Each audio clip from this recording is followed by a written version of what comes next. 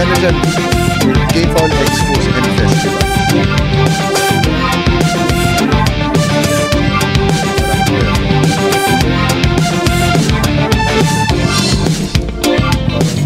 Puro end eh. Yes, magandang araw sa lahat ng mga viewers ng Larga na Podcast. Muli po nagbabalik.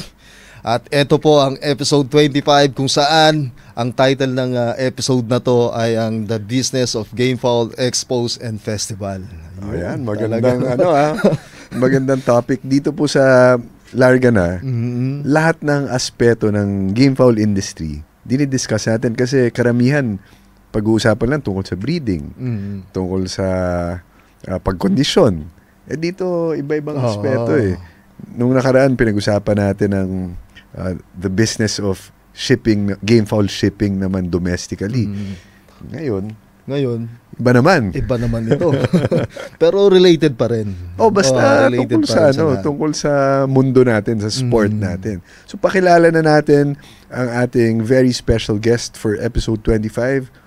None other than the President ba? Madam President ng Delta Man. Ang Delta Man ang pinakamalaking kumpanya na nag-organize ng mga game foul expos and festivals. Let's all welcome dito sa Larga na Podcast, Ma'am Mildred Esquilio. Palakpakan naman tayo.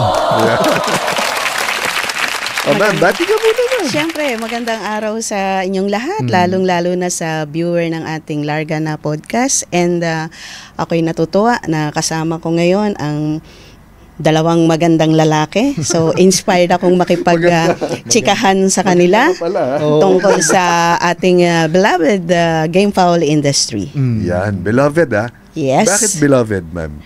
Grabe na yung passion, grabe na yung dedication na ibinigay ko dito sa game foul industry na never ko na inisip na magiging part ng buhay ko.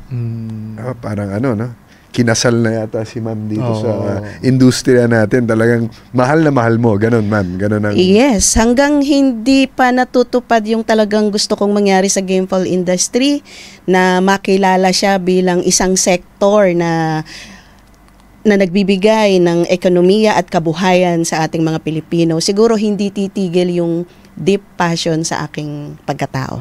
Ayan, sa darating na 2028, huwag niyong kakalimutan iboto at Delta Man Party List. Sa pangunguna ni Ma'am Mildred Esquilio. Ayos yan, pero before we move on with our program, para dire-diretsong natin kwentuhan, si Churudy, babanggitin muna yung mga upcoming events po natin sa Manila Arena. So marami-rami ito. So ito po yung ating mga events sa Manila Arena. Ito yung Double Down 2 Hit Sulutan. Every Monday po yan mga senyores. So meron niyang 1 milyon mahigit ang ipamimigay natin dyan. At no pot yan, 5,500 ang minimum. Cash ban natin, 5,500. At no entrance fee yan mga senyores sa lahat ng mga gustong pumunta sa arena. Welcome na welcome po kayo dyan. 5 a.m. pa lang, ulutan na. 7 a.m. Larga na. Hindi pa, matching lang muna. So, mga 10 a.m. Larga na yan. Yeah. So, eto po, yung isa pa sa 2 hits ulutan natin kung saan palaban po ito ni Chairman Rick Cabial and the Tuesday Group. Every Tuesday po yan mga senyores kung saan 1 million din po ang ipamimigay dyan. Mahigit 1 milyon. So, ang mechanics nito parang 1-2. Ang sigawan. May sigawan tsaka ito machine. Nag-iiba-iba lang ang papremyo, pero more or less the same naman 50 ang champ, tapos from first champ, tapos second champ hanggang 8th champ, parang 40, tapos basta hindi fixed ang basta punta lang kayo every Tuesday. Marami naman yan. Tsaka pwede nyong i-follow o i-like yung Manila Arena Pitmasters Group dyan sa Facebook para sa lahat ng mga schedule natin dyan, makikita nyo dyan. At every Friday rin mga senyores, meron din tayong 2 hits ulutan dyan sa Manila Arena. So kung saan, ganun pa rin. Mga 100 milyon. Ang dami Ano yung loto? 1 million mahigit pa rin po ang ipamimigay dyan sa papremyo natin dyan sa 2 hits natin. So sa linggo, meron din po tayong ng masa. Yan, meron yang 8,000 per win naman. So, napakaganda pa premyo ito. Nung nakaraang Sunday, 100 fights. Daming sultata, daming nagdala ng manok. At syempre 8,000 per win. Pinakamalaki na yan Oo. Na, sa mga papremyo sa lahat ng sabungan na nagpapalaban ng linggo. Tsaka may nagpunta nung nakaraan doon sa Manila Arena kung saan nirecognize niya yung Manila Arena na napakaganda doon ng palaban. Kahit ulutan. May bagong bisita doon. Nagdala sila ng 8 manok yata. 8 manok ata okay daw. Kaya babalik at babalik sila. Tsaka yung mga kasador-llamador doon, hindi nagpapapago ng alanganin. At isa pa sa aabangan natin dyan sa Manila Arena, ito, big event ito mga senyores, palaban ni Amon Tose. Ito ang 419 dayang-dayang 7. So 55,000 entry fee po yan mga senyores, 55,000 minimum this coming November 29. Araw po ng Sabado yan mga senyores. At ganun pa rin. 2-1 pa rin yan. 2-1. Okay. 2-1 pa rin. At ito pa ang isa sa mga inaabangan na palaban na talaga na mga hindi mo pwedeng palagpasin mga senyores. Ito ang 12 kung saan National Band Edition na po ito. 3, 4, 5 ang format na ito mga senyores kung saan mahigit 50 million guaranteed prize or more po yan mga senyores. 8,800 lang po ang entry fee natin. Ito magandang balita dyan. True. Yung 50 million parang nakukulangan ng gap ang papalaban. Dinagdagan pa. Talaga na. Baka meron pa daw kayo Baka meron pa kayo Ginawa ng 55. So dinagdagan to. So yan ang magandang balita para sa mga sumasali po sa MBC. So itong darating na December 20 ang grand finals nito from 50 naging 55. So malaking bagay. Oo, talaga naman. Ngayon lang tayo ulit nakarinig ng ganong kalaking papremyo. So yan ang abangan niya sa MBC. Meron pa ba? Baka meron pa kayo dyan. Meron pa kayo. Okay. So punta na tayo sa ating bisita para makilala naman ng mga tao at saka marinig nilang kwento ng isang Mildred Esquilio. Kasi bihira tayo nag-guest ng female guests dito sa Larga na dahil kaunti pa lang. Although dumadami na ang female aficionados ng ating sport. Ito naman, female organizer. Talaga. Paano, 'di ba? So pakinggan natin ang kwento ni Ma'am Mildred. Paano kayo nagsimula? Siguro punta muna tayo sa school background para maintindihan ng mga viewers natin yung context kung bakit ganito mag-isip si Ma'am Mildred. Saan po kayo nag-aral, Ma'am? I graduated at AMA Computer College that time. Ngayon, AMA Computer University na siya. So, 1991 ay nagtapos ako ng kursong Computer Science na kung saan naging passion ko ang pag-aaral ng data. Kung papaano mo gagawin ang isang bagay, kailangan meron kang naka-ready na series of instruction. Ano ang iyong mga plan A, plan B kung hindi matuloy yung goal mo. So, ano ka, Ma'am? Programmer? Yes. Gumagawa kayo ng mga software? Yes. Nung 1991, hindi pa uso computer noon, Ma'am. Yes. Ang computer noon is napakabigat. Akala mo parang mas mabigat pa sa hollow block yung computer. Yung screen niya naman napakaliit, kulay berde pa. Parang filing cabinet pa yung mga computer noon. Oo, ang kailangan mong table, malaki talaga para magkasya yung CPU at saka yung monitor na cathode ray tube pa yun, makapal. And then yung mga data mo, isisave mo pa sa bilog na disket ang tawag nung panahon na yon. Bakit niyo po pinili yung course na yun? During that time, hindi naman uso mga computers during that time. Anong nakita niyo sa course ng computer science? Bakit doon po kayo napunta?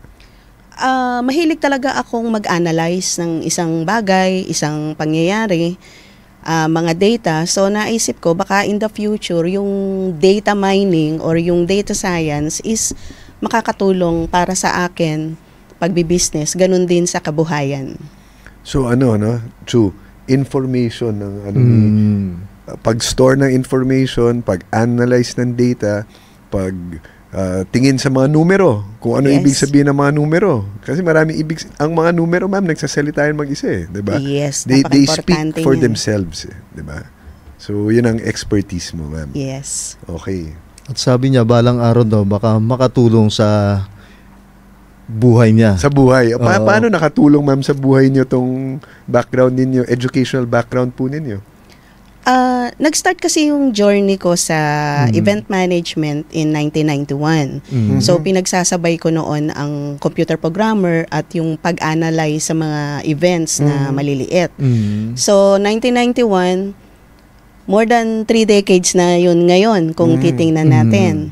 And then, 2008 naman, nagkataon sa isang event ko, seryosong event for business, layer and broiler, in-incorporate namin yung Game Fowl noong 2008 sa Mega Mall pa yon. So, poultry una? Poultry muna. Nauna ako sa baboy. Okay. So, ano muna? Swine? Yes, hog conventions. Tapos noon, poultry. Anong taon muna yung swine, ma'am? 1991. Yan yung mga una kong mga events. Okay. So, agricultural, related sa agriculture ang mga events niyo talaga. Agriculture. So, kailan po yung, ano sinabi ni ma'am, na kailan po kayo nag-poultry, ma'am?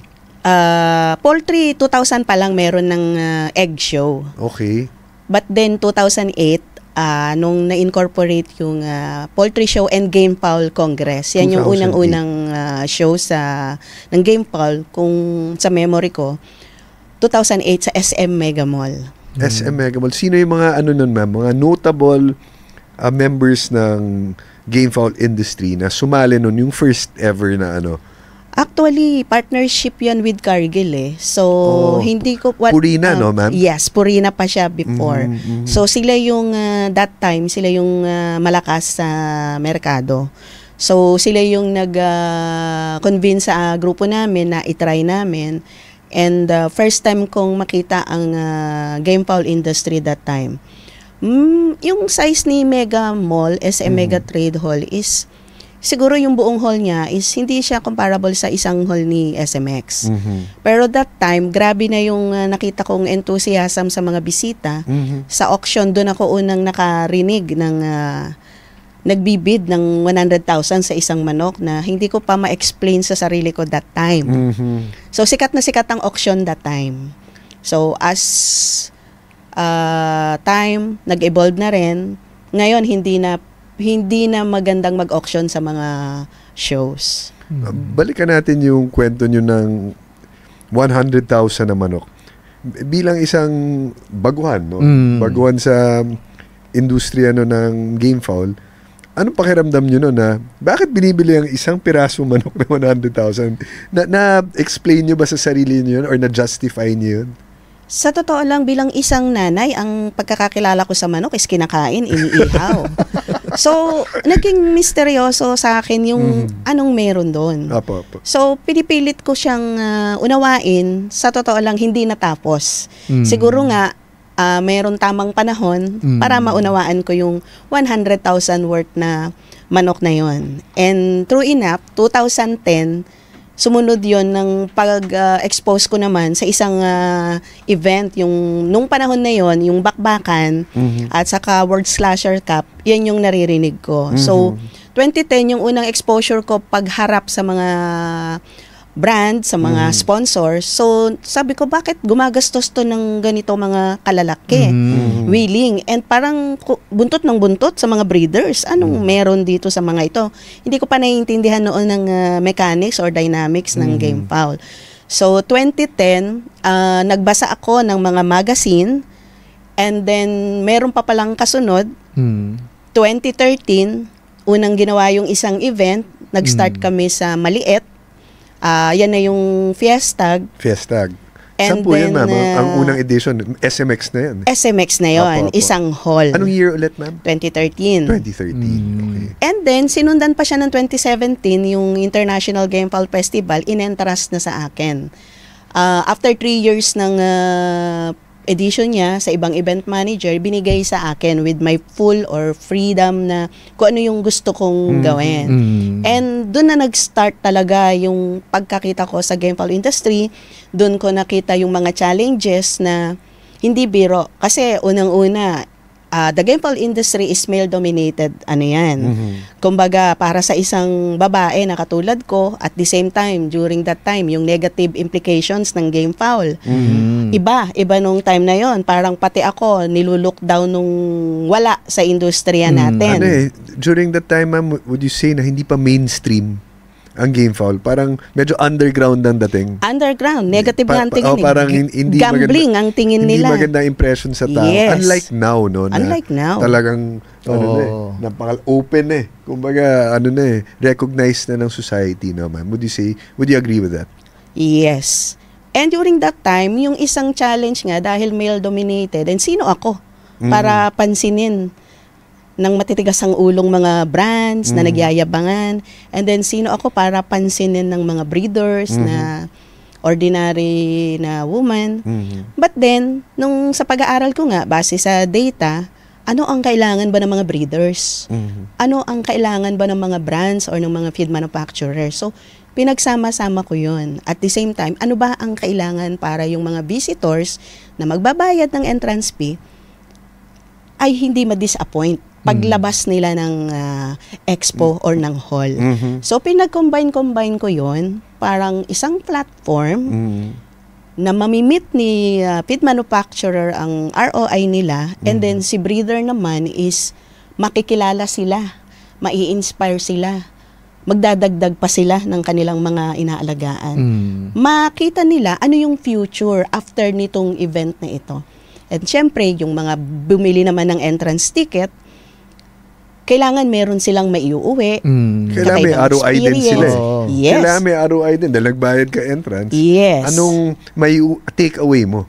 Pag uwi mo, anong dala-dala mo, anong bit-bit mong knowledge or produkto na nakita mo dun sa expo? Yes. So, 2017 yung ako yung may hawak ng kabuuan Unlike dun sa Fiesta, meron akong partner. So, in-experiment ko talaga siya. So, kinakausap ko yung mga brands na malalaki, kailangan magbigay kayo ng mga samples. Dahil ang tao mahilig sa libre. Yan. Ito magandang usapan. Isa-isahin natin. So, i-dissect natin, ma'am. So, we can start with the brands muna. Feed companies, tapos breeders, tapos yung mga nagbayad ng entrance. Visitors. Ano ang mga, paano mo pinagbalabalanse ang interest ng bawat isang yan? Sige nga, ma'am. Simulan natin dun sa feed companies. Feed company. Bago yan maglarga, gagamitin ko yung bago yan maglarga. Pwede na tayo palitan ni Ma'am Mildred, ha? Ma'am, dito ka na. Palitan mo na kami Churudi, ha? Bago maglarga yan. Bago maglarga yan ng 100,000 pera. Milyon pa. Hindi, para muna sa space. Sa space. Kasi ang component ng isang feed manufacturer, space muna. Okay. Pag nabayaran nila yan, nung time na yon malaki na yung 200,000 to 500,000. Pero kung isasama mo yung pagkuha ng agency na mag-set up, times 4 pa yon ng presyo ng binayaran mong hall. So, kailangan talaga nilang makipagsabayan para maipakita sa merkado na we are big. Uso pa noon ng bully-bully. So, we are big. Kailangan magandang impression sa publiko. Kailangan magandang impression sa publiko, pero ako sasamantalahin ko naman yon na para makilala kayo, para dumugin kayo, kailangan may sample kayo, mga libre. Yun. Nang sa ganun, masubukan nila kung gaano kaganda yung produkto nyo, mag-iingay pa yan. So, naniwala sila. Mahilig naman talaga sa libre ang mga tao. Kaya sa bungero yan, kay nanay yan. Diba? Mahilig sa libre. So, lahat yun sinasabi ko. Ang tangi ko lang, hindi sigurado na pinipilit kong sabihin sa kanila, maraming a-attend. Pero hindi pa ako sigurado doon. Ano yun? Bahala na yun, ma'am. Bahala na. Tsaka mo na yan re-remedyohan pag malapit na. Kasi feeling ko, pag makakuha ako ng minimum of 5 big brands, hindi lang naman ako ang magmamarket. Kasama ko sila So, lalagyan ko na lang ng pangkiliti ba? So, yun. So, true enough. Tapos medyo may kwento pa rin dahil may data naman ako. Marami na kasing mga derbies na nangyayari. So, sasabihin ko sa kanila, lumalaki na industry. So, dapat talaga, hindi kayo mawala. Pumosisyon kayo. Dahil kung hindi, you will be left behind. So, may mga data eh. So, hindi pwede porque event manager ka. Yun siguro ang kaibahan ni Deltaman as event manager. Tinitingnan natin, ano ba talaga ang nangyayari sa industry araw-araw, monthly, para sa ganun, na ikukwento ko sa mga feed manufacturer na, alam nyo, for example lang alam nyo ba na uubos yung mga incubator? Ano ang ibig sabihin nun? Ibig sabihin, maraming mga breeder ang nagre-ready ng mga maraming production. Maraming balut. Uubos yung mga incubator. So yun, yung mga ganon. So hindi ka lang basta event manager. At alam yung industry. Your approach to the industry, di ba, Chu? Data-driven eh. Pag-aralan mo yung data para ma-atake mo ng mabuti ang isang bagay. So yun ang yung background mo as a programmer, nakatulong po sa inyo. Nakatulong pag-identify mo. And at the same time, inilalagay ko rin yung sarili ko na, kunwari, ako si feed manufacturer, kunwari, ako si breeder, ano ba yung gusto ko? Ano yung gusto ni feed manufacturer? So, parang nagsasimulate ako, uso yan sa ginagawa yan talaga sa computer programming. Nagsasimulate ako bago tuluyan mong patakbuhin yung program. So, naisip ko na ano yung gusto. Hindi man natin ma-meet ang 100% target ng 3 component ng isang expo, at least sigurado tayo na 90% yung pinakamababa na ma-attain nila. Ayan. So, natapos na po tayo dito sa first component, which is the feed companies. And not only feed companies, no? Meron din vet companies, agri-vet, yung mga gamot naman. So, same rin ang approach nun. Same din yung approach nun. What's in it for them? Na maglarga na naman ng budget. Kasi, kumuha ka agency, tapos sa kaarawan, ikukuha mo sila ng tulugan dahil malalayo yung mga empleyado mo. Bibigyan pa sila ng budget sa pagkain. Larga ka na naman ng mga budget. So, ang dami eh. So, kailangan maipaliwanag at maramdaman nila na worth it ang bawat pagsali nila sa mga festivals and expos ng GameFowl. Okay. So, doon naman tayo sa second component, ma'am.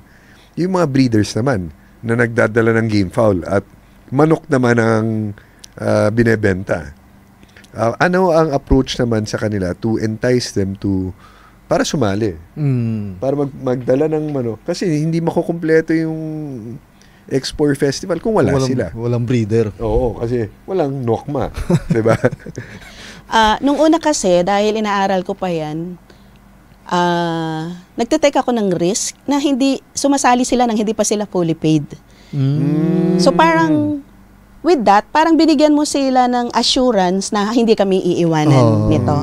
Pero ngayon, syempre, medyo alam na nila eh. Kaya lahat yan, sabi ko, bayad na kayo, with lambing lang ba?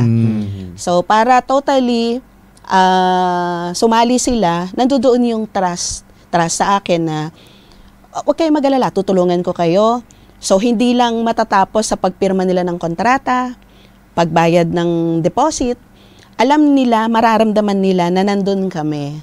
So, bukas yung linya kung ano yung kailangan nila. And then, after ng ilang series, talagang nakuha ko na rin yung trust nila. So, kung ano man yung nagiging problema nila sa bawat araw, kasi hindi perfect eh. Kahit isang breeder na ang dami mong plano, biglang magkakaroon yan ng aberya, paparamdam ko sa kanila na nandito lang ako, anong kailangan nyo, ayusin natin yan. Kung nagka-problema during the show, lahat na aayos ng partnership na tinatawag. So talagang ikaw na yung mismong naghanda sa lahat, Hands-on. Hands-on ka na, From preparation to execution. Sa breeders naman, ma'am, itong dinidiscuss natin, paano nyo po binabalanse ang isang popular breeder versus isang upcoming breeder? Paano kayo mag-iimbita ng sikat at saka yung pasikat pa lang? Pag sumasali, then in-inform ako ng project manager na bago, medyo binibigyan ko talaga ng panahon at oras. Tatawagan ko. Sir, bago ba kayo para mag-guide ko kayo? Ganito yung kailangan natin. Unang-una, syempre, huwag kayong mag-expect ng 100% because isipin mo na lang ito na dati Filipino citizen ka, ngayon citizen of the world ka. So parang anong kahaharapin mo? Walang kasiguraduhan. Pero kung magpapakatotoo ka lang at sa una parang mamumuhunan ka lang, makilala ka, sa susunod sigurado naman na magkakaroon ka na ng pambawi dyan. So, hindi ko sila ina-encourage na magbagsak ng presyo dahil masisira yung iba nating mga breeder. So, sinasabi ko lang ng expectation is ganito lang muna, ang importante makilala ka. Kaya kita mo pag meron tayong briefing, tinatanong ko meron bang first timer? Dahil alam ko na more or less ang magiging problema niyan sa setup, mahuhuli yan. And then yung ibang mga breeders, pag sinabi ko, sir, saan manggagaling yung manok nyo? Pag sinabi niya na Visayas or Mindanao, sabi ko, sir, yung flight ayusin natin kasi nadidelay yan ng mga 3 to 5 hours. So kung may problema kayo, dapat ayusin na natin, mas maganda, bisperas pa lang, paratingin nyo na. Ako na ang bahala kung paano maipapasok yan sa SMX. Kasi before, hindi pumapayag yung mga venue na magkaroon na ng manok agad habang wala pang show. Yung night before, yes. ayaw nila. So, anong nangyayari, ilan yung mga nasaksihan ko, yung flight is 7, nagiging hapon. So, nasayang yung isang araw na nakapagbenta ka sana, nakapag-market ka, maraming ganun. So, nakapag-usap tayo sa mga venue operators na ibahin nyo kami. I-relax yung rules ng konti. Sagot ko pag may nawala, sagot ko pag may nasira. So, risk lang. Pero, ang effect naman nun sa mga breeders, nararamdaman nila na, mayroon tayong ganung freedom, may kakampi tayo, sige. So kahit alauna ng madaling araw, 2:00 ng madaling araw, inaayos natin yon. So nagain din natin ng trust and confidence ng mga breeder sa pagtulong sa kanila ng ganong mga bagay. So ramdam nila na talagang hindi sila mapapabayaan dun sa... Yes. Tapos na tayo dito sa aspect, component 1 and component 2. Organized rin kami ngayon, ma'am, kasi programa ng kausap natin. Kailangan 1, 2, 3. Sa third naman, ma'am. Sa general public naman na nagbabayad ng 250 pesos para makapasok sa SMX or sa The Times, sa Mega Mall, ano ang anong word doon? Engganyo. Paano maengganyo? Paano nyo sila na-encourage na pumunta? Unang-una, nagpapasalamat ako sa Facebook. Kasi napakalaking marketing support ang ginagawa niyan. So, kung wala ngang Facebook, baka hindi naging ganito kalaki ang ating game fowl industry. So, pinapaalam natin sa Facebook na meron tayong mga exciting raffle na sila ay magkakaroon ng tsansa. Pinapaalam natin sa kanila na may mga bawat company na malalaki, may mga freebies yan. So, pinaghahandaan natin. And then, normally sa Delta man, meron silang nakukuha sa amin din na booth. Maganda yung sinasabi natin na first 100 or first 200, dati magazine lang yung pang-entice natin O first 500, meron niyang magazine. Akala ko magazine lang. Pero my God, after nun, naghahanap pa, wala na po bang magazine? So sabi ko, okay yun Yung mga game fowl magazine, masyadong binavalue nila yon. Minsan, yung mga luma na ng mga laban, mga VHS pa ba yun? Yung mga tape nun? Grabe, panghatak din yun. So, raffle, i-summarize natin, raffle, malaking kiliti sa kanila. And then, ipakita natin na meet and greet with the famous mga breeders. Chance to have picture with them. So, yun lang, panalo na sila pag nakasingit. Dagdagan pa natin. Meet and greet, mga models ng iba't ibang mga companies. Ayun, isa pa sa mga... Diba? Ayan na. Nakita isa mo, sa mga pinupuntahan yan. Ang bilis sumagot, mga models. Yan, sabi ni Churudy. Ayan. Siya nga diba? High profile na siya Parang models excited na. Boses, tsaka yung mata buhay niya, na buhay. Nakita mo mata ni Churudy. Buhay na buhay. So, mamaya gulpi ka na naman, Chu. So, yun. So, isipin mo na ang visitors ay magkakaroon ng chance ang meet and greet. With the models. With the models. Ayun, Churudy meet and greet with the well-renowned breeders sa buong bansa. Baka yung maghapon nila, kulangin So, meron naman talagang babalik pa sila. Plus, yung mga previous pa. Lalo na ngayon, makikita ko sa mga events ko, may magpo-post. Sulit talaga, ito ang nakuha ko ngayong araw na to, kaya babalik ako bukas. Yun. So, yung mga pangako na hindi man mahit yung 4 na sinasabi natin, malaking bagay sa kanilang pang-engganyo. Makakuha sila ng 2 doon. Minsan nga, may nananalo na sa raffle, parang tulala pa eh.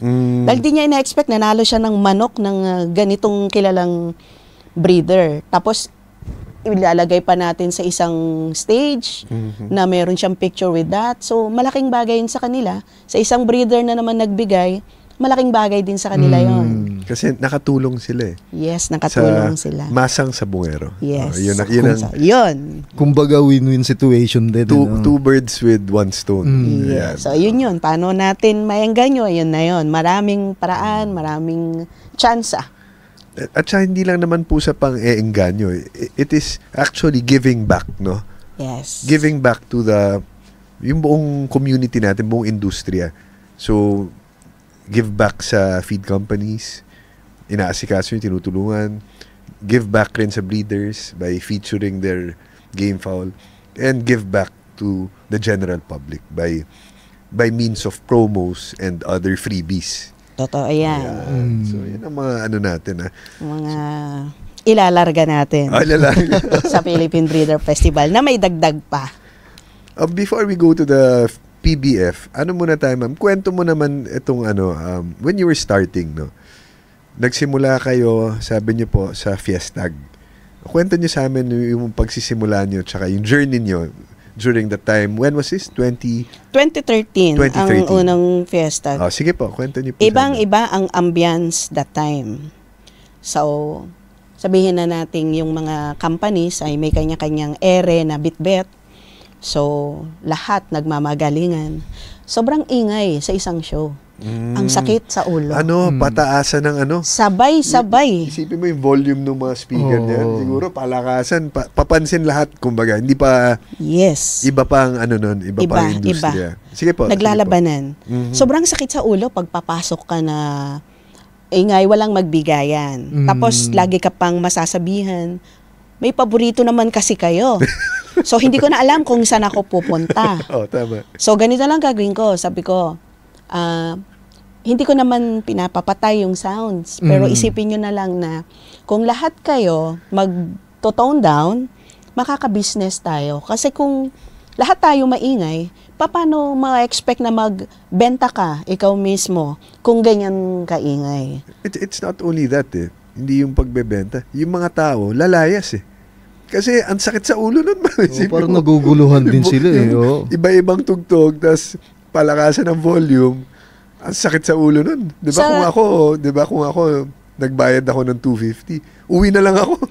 Sa totoo lang, ang breeders ang hindi kinakaya yun eh. Ayun, kasi yung mga breeders hindi nila kinakaya yun eh. Andun sila buong araw, tas ang ingay. And yung mga bisita naman, parang sa unang masaya pa sila eh. Pero pag naramdaman na nila na kumakabog na rin yung puso nila, medyo kakaiba na. So, yun yung napakahirap na sitwasyon nung 2013. So, nag-isip na lang ako ano yung pwede. So, wala talaga, mahirap. So, ang ginawa ko na lang, since meron naman akong mga allied forces, yung mga police people over there na nandoon sa 3 araw, so, sila na ang pinapunta ko sa bawat brand at sabihin, hinaan nyo po yan. Kung hindi, mawawalan po kayo ng power. Okay. So, hininaan. Pero hindi na kayo kasi parang ayaw nyo naman na kayo maging ayoko, kailangan ko muna magpakabait. Kasi maraming comment sa kanya pag kailangan ko magpakabait talaga kasi ano ba naman si Ma'am Mildred, ang higpit naman, baka sabihin gano'n. At saka sasabihin, ang lakas niya eh. Parang nagtuturuan. Walang tama. Bakit si ganito? Bakit si ganyan? Yes. Wala kang tatamaan eh. No? Walang tatamaan. Wala. So, humina, pero hindi pa rin siya mahina. Pero the good thing is, nagkaroon ng pagbabago. So, that was 2013. So, yung mga sumusunod na taon, unti-unti, hindi ko minadali na talagang mahina. Pero taon ang binilang bago ko na-earn talaga yung kanilang mga trust na sumusunod na talaga sila. Na pag sinabi natin na walang malakas, ngayon, di ba, napunta kayo. Of course, may malakas pag natapat ka doon sa isang booth. Pero yung unlike before na para tayong mga, sorry for the word, mga mal-edukado na hindi natin alam kung ano yung tama. Wala, payabangan ng mas malakas ang kinuha naming sound system. No? Parang mas proud pa sila. Pero ngayon, medyo relax na siya. Ano ma'am ang naging result nung ng pag-comply ng mga exhibitors dun sa rule na yan. Anong resulta compared to dati, tsaka ano naging resulta ngayon? Sa totoo lang, napakaganda. Unang-una yung mga breeders, tumatagal na sila. So, yung mga visitors natin na bumibili ng manok, nagkakaroon na ng mga interaction sa mga breeders. Nagkakarinigan sila. And nagpapasalamat ako sa mga breeders na ginagawa nila yon. Of course, hindi naman lahat.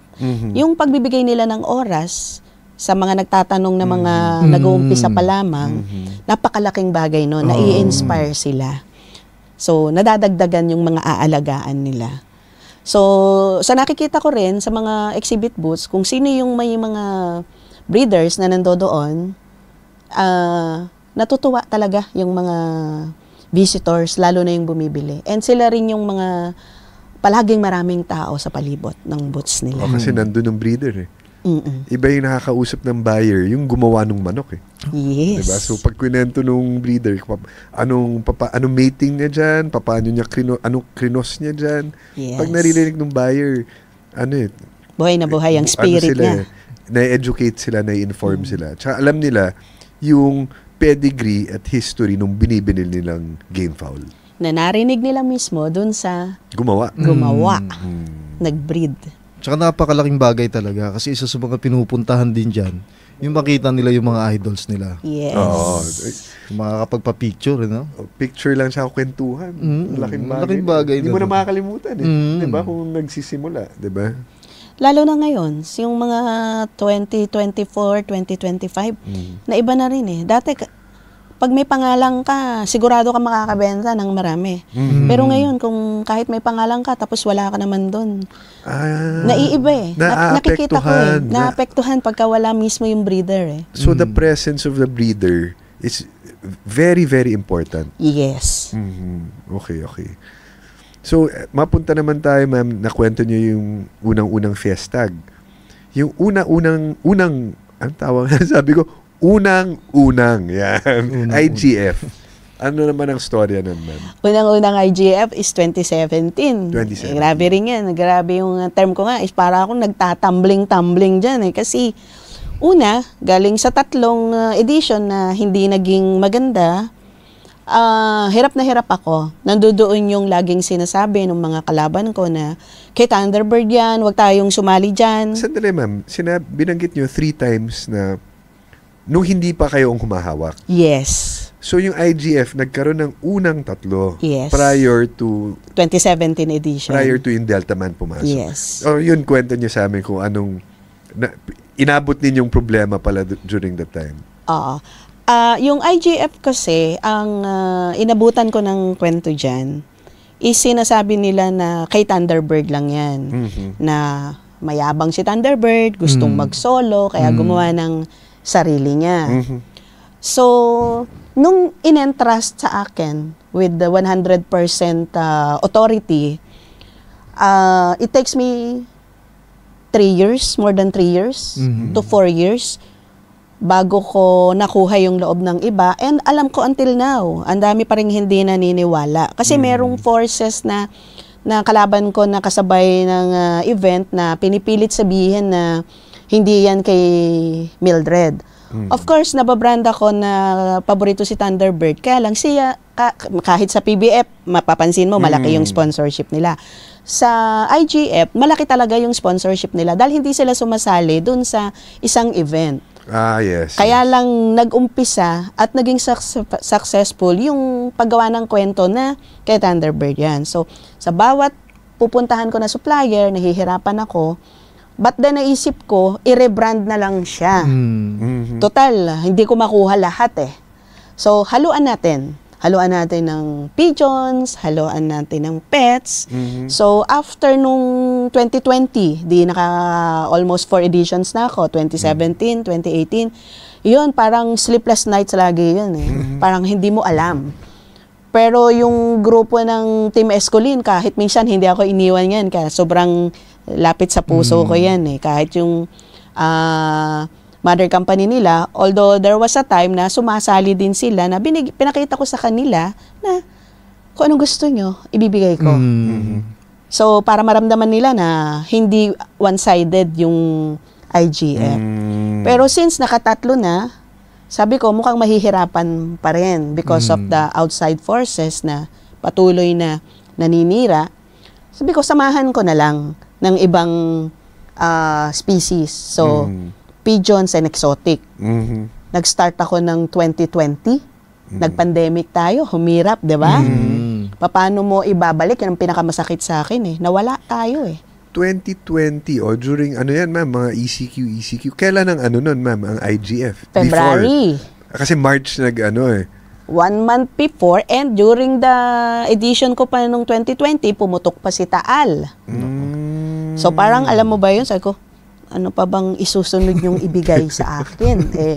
Malakas na ako pero parang nuubos yung lakas ko. Term ko nga is, hinuhubaran nyo na ba ako? Parang yung sa akin bang pagsarili lang na And then pagbabalik, sabi ko 2022 kasi hindi ka pwede mag-event After nung 2021, February, wala yun. Kasi ECQ, MECQ, puro ganun Pero sinusubukan kong tumawid ng hybrid, pero hindi rin pwede. Paano kapag bebenta ng hybrid? Hindi pa natin tanggap that time yung mga platform ng Zoom, kunyari, live streaming. At saka yung pagbili mo ng manok na hybrid, hindi pa natin masyadong tanggap yung mga platform na nagdi-deliver, 'di ba? Nung time na 'yon. Kung hindi pa tumagal yung ano nga ang tawag na doon, yung lockdown. Hindi pa natin ma-appreciate yung mga Gcash, yung mga online yan. Hindi natin ma-appreciate So, hybrid hindi pa rin kakayanin 2021. Until 2022 talaga nagpupumiglas na yung kalooban ko nga sa pagmamahal sa industry natin. Pinilit kong tumawid kahit malugi dahil sabi ko yung industry natin is kawawa na 'Di ba? Yung mga breeder parang 300 to 500 na lang yung manok and then bumaba na yung ating population. Kasi hirap na ring mag-deliver ng feeds. So, nag-usap kami nung isang major sponsor na itawid natin ng 2022. Kung hindi, baka pinagkukwentuhan na lang ang gamefowl industry. So, sabi ko, hindi ko na nanaising kumita. Doon na nabago. 2022, doon na nabago yung image ng IGF.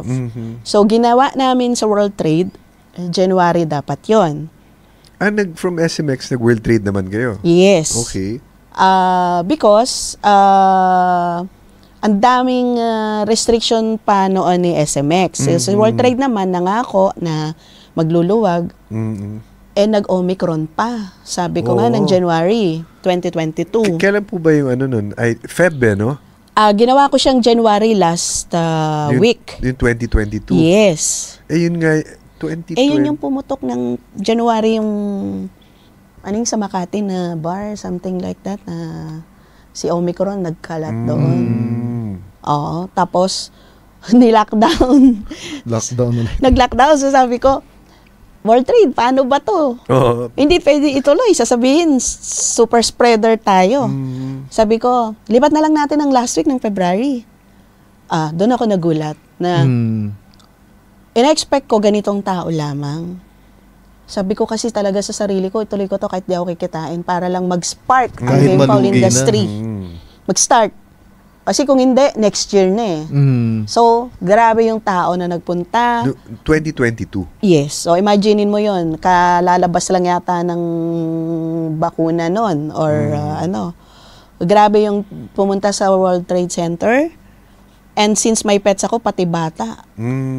Dinadala ng magulang pero hindi pinapapasok ng World Trade kasi sobrang higpit pa nun. Parang yun mami, I think that time sabik na sabik yung mga tao lumabas. Na makalabas. Tsaka mabalik sa normal.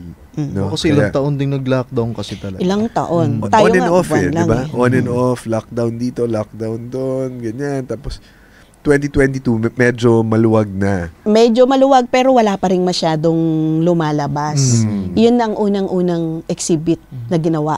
Unang-una? Yes. Talagang malakas ang loob. Hindi ko na inisip kasi na kumita. Buwan loob mo talaga, ma'am. Kailangan mabuhay. Kailangan ko lang mag-umpisa sa gamefowl industry. Kaya nga ang tawag ko dun sa mga nag-join, sakalam. Hindi inintindi yung kalusugan nila. Hindi kasi, parang it's now or never. Ayun yung ko nun. Ang pinangako ko sa LGU, papasok yung mga tao ng 10 o'clock, alas 12 lalabas para mag-spray. Then pasok uli ng 1:00. So meron akong ganung pinropose na pinayagan ng LGU. Pasay Yes. Pasay City, okay. So sabi ko, tataya ko talaga yung pangalan ko, parang bahala na. Kasi kung hindi, wala nang game foul to, sabi ko gano'n. Grabe yung reception at pagtanggap ng mga tao. So tanda ko pa yung ibang breeder, sabi, "Ma'am, pwede ba kaming sa labas?" Sabi ko, bakit? Para al fresco daw. Takot, sa feeling ko, takot lang siyang magkasakit. Para safe sila, di ba? Pero sabi ko, sige sir, pero kung magbago isip mo, pwede ka pang space mo sa loob. Pinayagan ko kung ano yung gusto ng breeder. So yun, pumasok din siya kasi nakita niya, ang daming tao sa loob. Sa loob pala. Sa labas is mainit. So yun na. So natuwa ako sa itinaya kong pangalan. Nag-abono ba kayo nun, ma'am? Hindi. Yun ang importante doon. Napag-isip-isip ko. In-all in no? In-all in, tapos tumama. Tumama. Napag-isip-isip ko na yung palang pagsunod ko sa LGU, doon pala ako kikita. Kasi yung mga pumasok, nung 10 o'clock, lumabas ng 12, Bumalik. pumasok uli ng 1 o'clock. Bayad ulit yun, ma'am? Bayad ulit. Hindi ko kasi na-expect na yung mga pumasok nung umaga Babalik ay pa. babalik. So ang daming tao nung hapon. Grabe, no? Oo, so yun sagot sa tanong mo. So ano? Tumaya ako, tumama. So doon ko naisip na ito lang pala yung sagot, magdagdag ako ng species. So pets, pigeon, so yung mga bata, sumama na. So sabi ko, uy, ilang market na yung nakuha ko. Mga tatay, ngayon, mga anak. Ano kaya para kay nanay sa mga susunod kong gagawin? So, yun na. Doon na naiba na yung ihip ng hangin. Hindi ko na tinatawag yung sarili ko na may sleepless nights, nagtatumbling-tumbling during the event. Iba na confidence level iba mo na. nun, ma'am. Iba na lakad ni Ma'am Mildred. At the same time, dala-dala ko sa sarili ko na ako nag-start. Ako ang nagbigay ng spark sa gamefowl industry para mag-umpisang muli.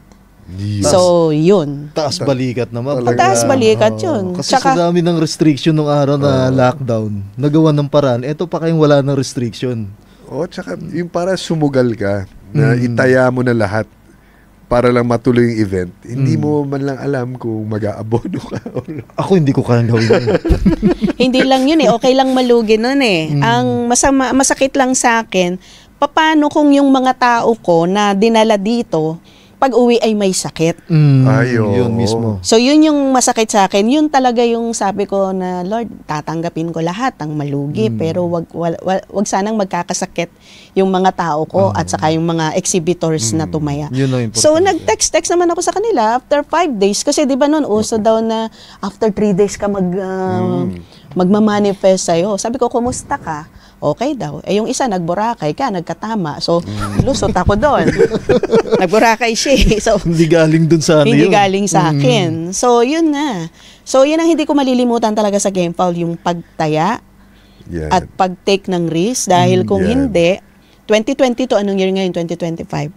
Mas malaki tayo yung gamefowl industry natin bago yung pandemic na nalampasan na natin yung level. So yan ang takeaway natin ngayon, Rudy. Kailangan tumaya ka at kailangan you have to take the risk, 'di ba? And take the blame kung ano man, pero kailangan subukan mo. Pag hindi natin ginawa, hindi tayo magsasucceed. Yeah. Yan. It's now or never. Alam mo, Migs, hindi masasayang yung pagtaya ko at pag-take ng risk kasi para sa akin, dapat masustain yun So, masaya ako na nakita ko at naramdaman ko yung paglakas ng isang grupo. Dahil sa kanila, aaminin ko to, hanga ako sa kanila dahil nasustain nila, na-inspire ako sa ginagawa nila. At yun ay ang World Pitmaster Cup. So, tumulong sila, para sa akin, tumulong sila sa gamefowl industry kung papaano masustain yung after ko tumaya at mag-take ng risk. Nung IGF. Yes. So after nun, anong pumasok sa isip niyo, ma'am? Actually, nagkaroon din ako ng wild ideas na possible kaya na ang isang Mildred or Delta man is makadaupang palad ko ang mga taga WPC. So, natutuwa ako na sometime 2023, naimbitahan ako sa isang event nila. Christmas party. Yes.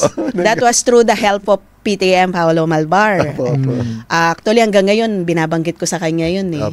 So, during that time, sabihin na natin, kinapalan ko yung mukha ko, Christmas party, pero nagbebenta ako. Ang tawag nga sa akin ni partner EDR, nabudol ko raw siya. Napagod ako nun, ma'am. Imbis na nagre-relax kami ni Churudi nun sa Wilson. Trabaho pa. dahil kayo dumating ka, ma'am, napatrabaho tuloy kami. Kasi biglang pumayag si partner EDR So nagulat ako, sabi ko ito na yata yung inaantay kong pagkakataon na maka-rubbing elbows ko ang mga taga WPC. Pero sa totoo lang nakita ko yung mukha ni Migs noon parang sumimangot nung sabihin ni EDR na nung sabihin ni EDR na okay na to, makipag-usap ka na lang kay Migs. Pero nakita ko yung mukha ni Migs noon parang naging formal. Oo, naku, sabi ko akala ko kakain lang ako dito tsaka makikipagkwentuhan nung pala. Trabaho pala. So yun, doon nagumpisa yun. Exhibitor ko ang WPC. Siyempre, binigyan ko naman talaga ng discount. Pero di ko malilimutan pa rin ang term ni Boss EDR na bakit ba ako nagpapabudol sa iyo? Yun pala, may future tayo. So yun pala yun. So pinagdudugtong-dugtong ko, hindi na sayang din. Isang reason din yung pagsabi ko sa sarili ko na hindi na sayang yung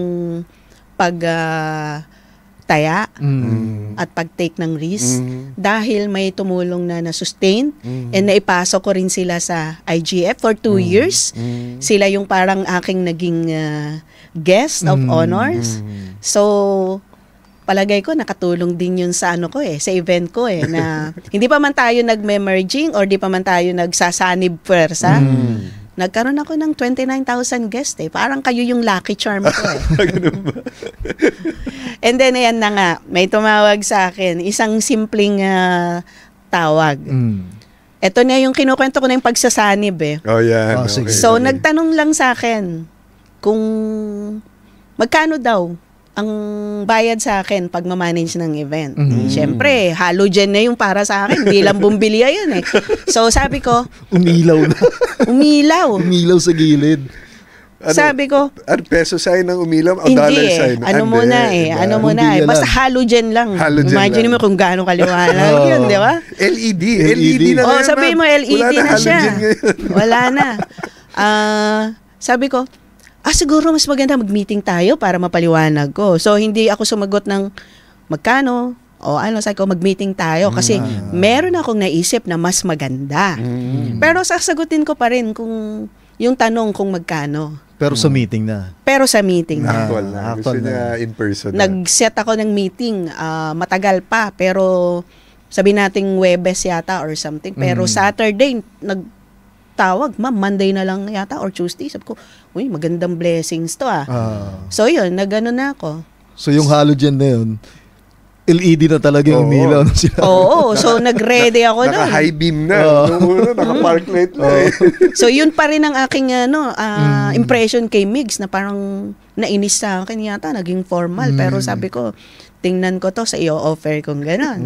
Kasi siya yung parang lead person doon Although nandun sila boss, di ba? Madami yun So di ko makalimutan din, nandun din sila Team Esculin. Apo. So, may natutunan naman ako na nagbigay pa ng lakas ng loob sa akin na kapag ka December daw, maraming manok. Kasi wala sa radar ko December. Wala sa radar ko. So, February, August, June. So, yun. Nag-offer ako, ABCD. Kita mo, ang dami kong baon, di ba? Dami kong plan. AB, ito yung sagot sa tanong nyo. CD, ito. Joint venture, ang aking in-offer. Yan na. Ito na ang simula ng, isa sa pinakamalaking projects na ng GAP at saka ng Delta Man. Tuloy na natin ang storya. Tuloy na. Ito na yun. Ano na ba ang naging bunga ng pagsasanib? So, ang dami naming mga pinagpilian na pangalan, but it is with communication with Migs. Sorry ha, ngayon ko lang napansin ang yung gandang lalaki. Maganda talaga. Maganda talaga. Unti-unti nabuo, pero in 2 weeks nag-isip tayo, 'di ba? Kasi hinahabol natin yung championship ninyo, hinahabol ko naman yung launching sa event ko ng February. So naging mabilis. Walang isyung nagkakaroon ng konting pag-uusap na mahaba, puro this, pag-suggest niya, okay, pag-suggest ko, okay. So, kumbaga tuloy-tuloy lang talaga. Tuloy-tuloy. So, hanggang sa ni-launch na, and then nakapag-media launch na, nakakuha na ng mga exhibitors, ang unang-unang kaibahan ng PVF ay first edition, walang kayabang-yabang, 3 halls agad. Sa SMX. Sa SMX. Yan ang dala-dala ko hanggang ngayon na unang event, 3 halls agad. So, bakit ba ho? Ikwento natin ang context. Yung ano po dati, Fiesta, ilan halls? 1 hall. 1 hall sa SMX. Yes. Yung ano naman po? IGF. 2 halls, maluwag. Pwede nga ako magtatumbling eh. So, 2 to 3 years yun. Puro 2 hall? 1, 2 halls? Puro 2 halls si IGF. Pero, pag kay Fiesta, every other year lang naman kasi si Fiesta kasi yung mga odd years, for example, odd years, even years, ka-joint nila yung serious business na poultry. So, nagiging 3 halls, hati pa. Hati. Maging 4 halls man, hati rin. So, pag magsasarili si Fiesta, hindi pa nagawa. From 2013 to 2020, hindi nagawa na 4 halls yun. Nagawa ko lang 4 halls ang Fiesta after ni pandemic. So, iyon yung nakita kong katulong ko ang WPC sa pag-sustain ng game fowl. Pagbibigay ng excitement sa lahat ng mga industriya na nakaakibat. Kaya kinakaya na ngayon ng 4 halls, hindi lang yon. Kinakaya na ngayon ang 4 events. Deltaman events lang yan, ha? IGF, Clark Hobby Expo, Fiesta, and PBF. Yun. So, ang PBF, ang pinaka bagong event na hahawakan ng GAP tsaka ng Deltaman. So, gaganapin to sa December. Bakit December, Ma'am Mildred, ang PBF? Kinikwento nyo na kanina na parang hindi pumapasok sa isip ninyo na gumawa ng event ng December. Pero bakit natin ginawa to ng December? Unang-una, narinig ko sa mga kilalang breeder, premiadong breeder, trusted breeders na maraming manok. So, medyo in-associate ko yun sa maraming excited pag Pasko, maraming nag-iipon pag Pasko. Yun. At syempre, yung mga visitors natin, pakinggan naman natin ang wish nila. Yun. So, para sa kanila, yung wish nila, subukan nating ibigay ngayong December through Philippine Breeders Festival. Maganda. So, anong nakikita niyong kaibahan ng PBF? Kasi kami ni Churudi, lalo na si Churudi, hindi naman exposed sa mga expos and festivals. Ano po ang kaibahan ng PBF compared sa mga previous na hinawakan nyo at inorganize na mga festivals and events? Sa Deltaman kasi, hindi pwedeng repeat, replay. Kaya kung titingnan mo, may kaibahan ng IGF at saka Fiesta. May kaibahan yung Clark Hobby Expo. So sa PBF, sobrang pinag-isipan ito eh. Dahil ayaw kong i-replay lang ito ng February at saka ng August. So, ano yung kaibahan? Unang-una, ito yung pagbibigay natin ng katuparan sa wish ng mga sumusuporta kung bakit successful ang mga shows. Yun yung mga bisita natin. Yung wish nila, matutupad. Pangalawa, ibang-iba ito because dito lang sa Philippine Breeder Festival, magkakaroon ng International Tiangge. Ano ang ibig sabihin nun? Ano ba ang ibig sabihin ng International Tiangge dito sa magaganap na PBF, ma'am? Sorry, hindi ako magyayabang. Pero imaginein mo, sa isang bubong, nandoon yung local, hindi natin minamaliit ang local. Kilala, premiado, may mga pangalan na breeder sa buong Pilipinas. Siyempre, nandiyan yung suporta ng GAP, mga presidente nila, nandiyan yung mga bragging ng mga yan na nandun kami, ito pambato ng Laguna, ito pambato ng Batangas, Negros. Yes. Lahat na malalaking probinsya. So imaginein mo pa, nandun na yung mga yon na itataya rin yung pangalan nila at mukha nila. Imaginein mo pa na madadaan ka sa isang booth, makikita mo yung manok ng mga international kilala. Aba. Sabihin natin, paano kung sabihin natin na may manok pala doon si Dink Fair? Ba? Diba? Sino-sino ba? Sino-sino ba ang mga sige, international para breeders sa ating bayang sabungero. And para na rin sa mga breeders na nagpupunta pa ng Amerika para pumili ng manok. Siyempre, pwede pa nilang itabi yung magagastos nilang pamasahe sa another manok, di ba? Makikita nila sa PVF ang Gary Gilliam ng mga trayo. Roundhead yan. Larry Romero. Mga sweater. Randy Jumper. Kelso. Jerry Jenkins. Mga sweaters Bruce din. Brown. Sweaters din. Dan Miller na nag-champion sa inyo. Mga gray. Mga diba? gray, tsaka, kompleto. Kompleto. So, hindi na kailangan ng biyahe. Ito yung punta Amerika. Ito yung magiging advantage nila, yung mga gustong maka-acquire ng mga international game fowl, dito na makukuha sa PBF, sa SMX. Yes. Ano yung aasahan nila dito sa SMX Convention Center na gagawing PBF? Ano yung mga aasahan po nila na makukuha nila? Okay. So ngayon pa lang nag-uumpisa nang dumating yung mga ibang manok. Of course, through our partners, the shipper, local nila dito, si Jojo. Jojo the shipper. And then, syempre, yung partnership ko rin na na-develop na kay Daniel. Broker. So, yes, tumutulong yan sa pagpili ng mga primera klaseng mga manok na sabi ko, salaga, yung hindi ako mapapahiya, ha? So, quality.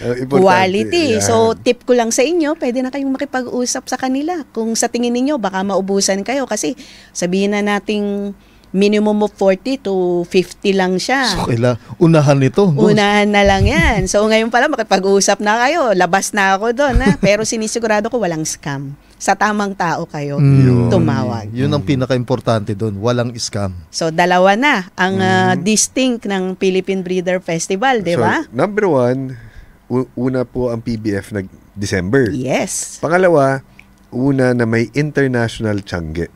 Ganda, no? International, pero ginawang Tiangge. Diba? O sige, ano pa ang kaibahan, ma'am? Ito para naman sa mga Pilipino na hindi makakauwi ngayong Pasko. Yan. In short, mga OFW, seaman. Meron tayong pinag-isipan, pinaghahandaan ang ating mga online selling. May R&D na sinusubukan na ngayon pa lang.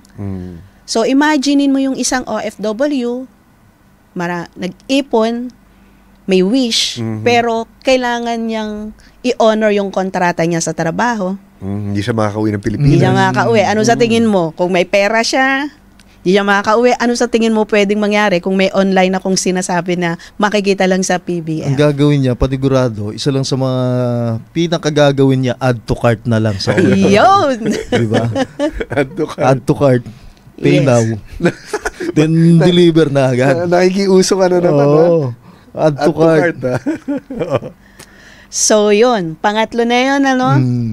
And pang-apat, to sustain yung sinasabi ko na paglago ng industriya, sabihin nating pinakamalaki, pinakamaraming banded cockerels, WPC yun.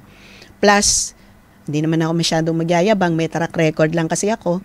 The expertise of Deltaman, putting up a show, what can you expect? Meaning, maraming gwapong breeder, maraming raffle, di ba? So, yan yung pagsasanib. And of course, yung mga promotions natin, dagdagan pa natin. So, yun. So, ilan na yung sinasabi kong di naman pagyayabang na makikita lang sa PVF, di ba? Tapos may isa pa akong narinig na, of course, ina-announce na namin to dito sa Larga na Podcast. For the first time, magkakaroon ng live online selling on-site para dun sa mga hindi makakarating. Kwento mo sa amin, ma'am. Yung platform na dinidevelop natin, Apo. ilo-launch natin sa PBF. Mhm. Hindi lang sa PBF siya maaasahan. 'Di ba? 365 days in a year. Kahit tapos na si PBF, maghahanda kami for 2026 edition, pero nandyan yung platform natin daily. Tuloy-tuloy pa rin, makakabili pa rin. Yes, tuloy-tuloy yan. Meron na tayong mga nakausap na mga big companies. So ang ano natin, ang thrust or ang vision ng PBF website is to sustain not only during the event days. Yes. Kasi ang iba, 3 araw lang. After that, wala na. Wala na, oo. Diba? So, dire-diretso to, 365 days. Yes. Tuloy-tuloy itong online live selling natin. Yes. pbf.com.ph. Yes. Yan po. Ang maa-assure natin sa ating mga kaalyado, sa ating mga supporters is pinag-isipan po naming mabuti ang handling ng manok. So, hindi lamang namin ipagkakatiwala ang mga manok sa ordinary rider because alam po namin, and ako mismo, nakikita ko yan sa show na pag nag-hire lang ng Lalamove, pagdating ni manok, wala nang ganda. Lechon manok na. Wala na. Pero ito, dahil with special care, Opo. meron tayong pool of riders and trusted riders lamang para masiguradong pagbili at pag-deliver, quality pa rin yung mga manok nila. So, yun yung mga aasahan nila dito sa online platform natin. So, recap lang natin yung kaibahan ng PBF sa mga naging event ni Ma'am Mildred. So, ito yung pinakaunang event na gaganapin ditong December. So, nandyan po yung e-commerce website. At ito yung nandito rin yung International Tiangge kung saan nandito yung mga international breeder na magsasanib puwersa para dito sa gagawing Philippine Breeders Festival. At ano pa ba? Yung pagsanib puwersa ng GAP at Delta Man. Yes, yung dalawang, sabi ni Ma'am dalawang malaking grupo. Dalawang malaking grupo. dalawang grupo, hindi naman malaki, pero dalawang grupo na parehas ang pagmamahal. May malaking passion. Parehas ang passion for our sport na gusto talagang palakihin itong industriya natin. Nagsanib puwersa. Diba? Yun. Tapos isa pa, yung live online selling na gaganapin. So, ikaw, Churudy, balita ko, ikaw magmo-moderate ng mga live selling natin. Bakit hindi? Okay. Mismo ba dun sa ano yan? Sa SMX Convention? Kasi para dun sa mga tao yun na, kunyari, nasa abroad, hindi makarating ng SMX, ila-live selling natin dun. Ito, sweater ni Mr. PTM Sunhaven. Ito wingband number, ito timbang, ito marking, ito presyo. Gusto niyo to? So talagang so talagang lahat ng mga hindi makakauwi at hindi makakadalo dun sa gaganaping PBF this December. So parang nandun na rin sila. Oo. Para wala silang ma-miss out. Diba? Siyempre, yun ang the power of social media. Ginagamit natin to its fullest. Gusto natin ma-utilize lahat para sa mga kababayan natin at sa lahat ng kasama sa sport natin. Na pare-parehas tayong passionate at pare-parehas tayong nagmamahal sa sport. Gusto natin ibalik naman sa kanila itong by virtue of the PBF and the PBF website. So bago tayo magpatuloy, magpapasalamat tayo sa mga official media partners ng PBF. Andyan po ang Thunderbird Sabong Nation, Sabong TV, Baka na, Pit Games Media, Nokma PH, and of course, last but not the least, Larga na podcast. Siyempre, andito nga ang presidente ng Delta Man, di ba? Andito rin ang ang resident liamador ng Manila Arena. Yan ang Larga na podcast. So, diretso na po tayo before we move on to our program. Batiin naman natin ang nagpapa-shoutout sa ating YouTube channel. Na talaga namang laging nandyan para manood sa mga podcast natin. So nandyan si Aryan John Reyna, gusto ko talaga pag siya yung nag-host kasi makikita mo din sa host yung hilig sa pagiging breeder at may alam sa larangan bilang breeder kasi mas interesado kasi yun.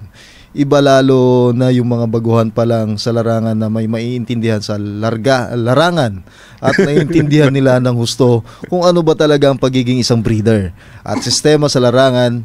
Good luck at God bless po mga Boss Migs. Sa'yo pala to, Boss Migs, ha? God bless din ang po. Ang haba ng message sa'yo.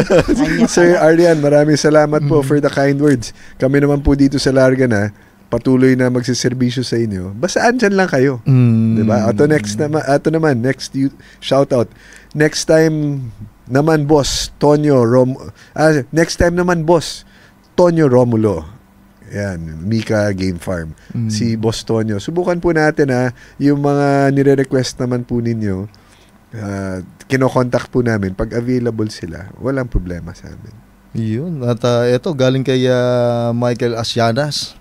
Nice to see you again being interviewed, Sir Tony. The last time I saw you was the late Mr. Lando Lusong.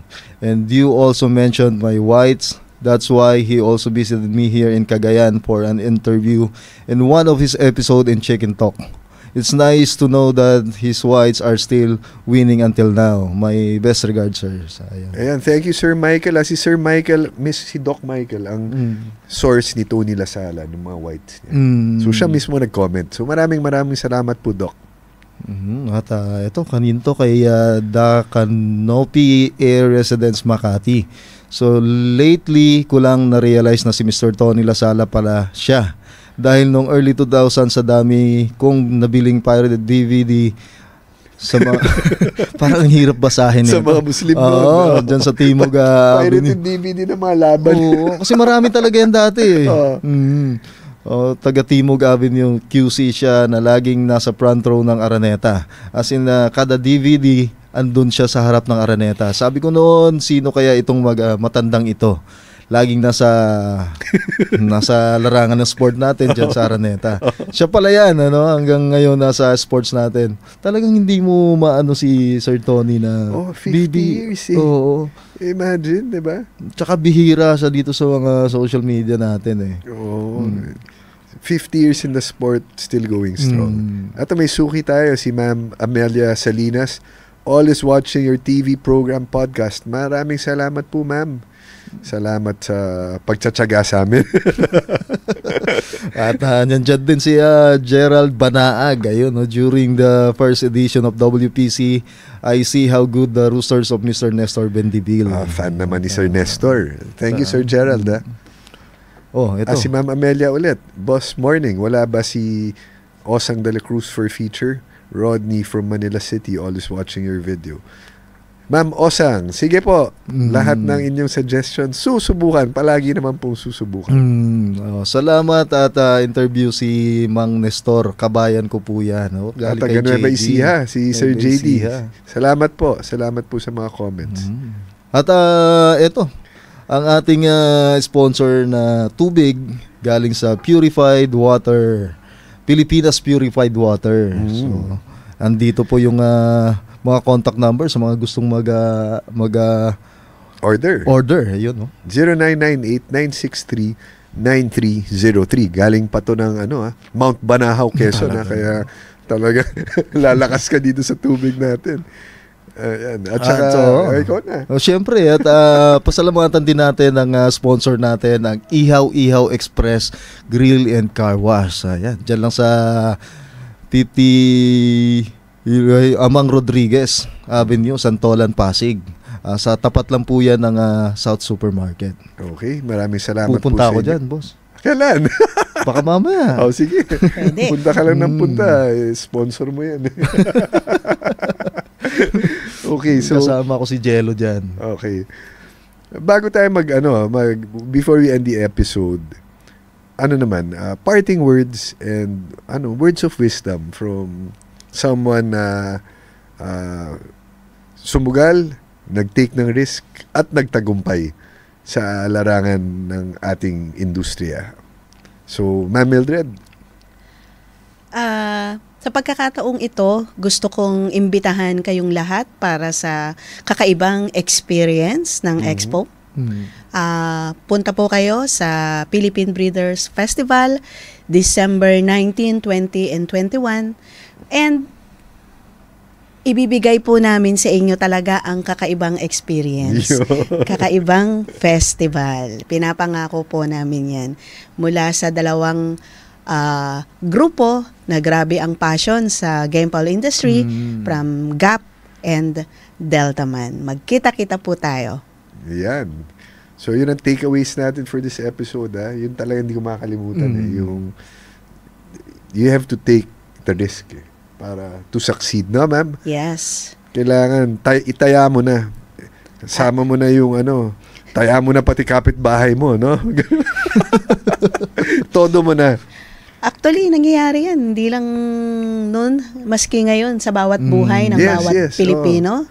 Ang tawag ko nga dyan, push button lang yan So, yung pagtaya mo, pipindutin mo lang. Kung itutuloy mo ba yung iniisip mo ngayon o hindi. Dahil kung wala kang gagawin, sa oras at pagkakataon na dumating sa'yo yun, you will be left behind. Yun. So, kumbaga hindi mo malalaman kung hindi mo masusubukan. Yes. Kailangan hindi mo mararamdaman kung gaano kalalim yung tubig kung hindi ka tatalon. Huwag ka lang malulunod. Kailangan marunong ka lumangoy. Saka idagdag pa natin para hindi sila matakot sa pagtaya o sa pagpindot ng push button. Walang talo. Matatalo ka lang pagka hindi mo susubukan. Yun. Pag hindi ka naman tumaya, hindi ka matatalo diba? Yes. Pero hindi ka rin mananalo. Yes. Diba? So, yan ang takeaways natin for episode 25. Maraming salamat po sa palakpakan naman dyan kasi binigyan tayo ng oras. Ma'am Mildred, thank you very much for spending time with us at abangan nyo po ang episode 26 next week ng Larga Na Podcast. Mapapanood nyo po to sa aming YouTube channel, sa Facebook, Instagram, TikTok, and Spotify. Maraming salamat po. Mabuhay kayong lahat. God bless and Godspeed.